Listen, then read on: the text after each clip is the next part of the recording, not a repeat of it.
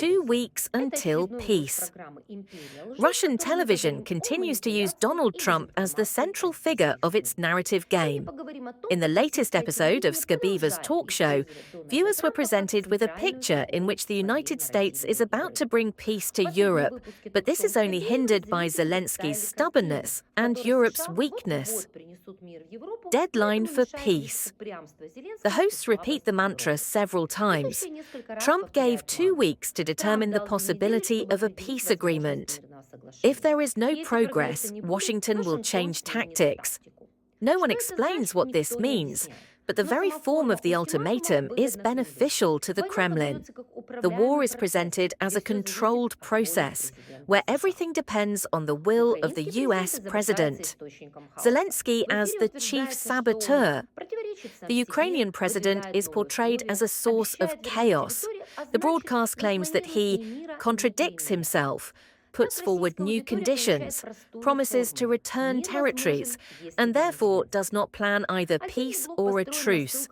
Thus, the Russian audience receives a simple formula. Peace is possible if not for Zelensky. Putin, ready to compromise. A separate block is built on links to the Reuters and Bloomberg agencies. The Kremlin broadcasts through leaks. Moscow is allegedly ready to freeze the front in Zaporozhye and Kherson, to abandon part of the territorial demands of 2024, to transfer small parts of the Kharkiv and Sumy regions to Ukraine. This is a classic technique, to present the aggressor as a party ready to make concessions, while the real front line is the result of military occupation. The White House has just announced a new statement from Trump. At noon in Washington, at 7 p.m. in Moscow. We are waiting and watching. Earlier, Trump, I remind you, spoke about a new deadline. Washington is giving itself 2 weeks to understand whether peace is possible. If not, the White House will change tactics. It is not yet known to what.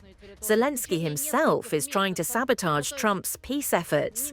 Contradicting his statements in Washington, he put forward new conditions. Without a complete ceasefire, negotiations are again impossible. Zelensky promised that the Ukrainian armed forces will reclaim all border territories within a few months. But that is, Zelensky is not planning either peace or a truce, at least for a few months. Ukraine will not join NATO either. Vice President J.D. Vance confirmed this information for the 3rd time this week. Europe as a pathetic supplicant. The program describes European countries as follows. They praised Trump 30 times. They dream of giving him the Nobel Peace Prize. They are afraid to spend money on Ukraine and do not want to fight for the Kiev regime. This deliberately humiliating picture is needed for the domestic viewer. Europe appears weak, dependent, and lacking will. Against the backdrop of Zelensky's sabotage and Putin's compliance, absurd but effective throw-ins are heard.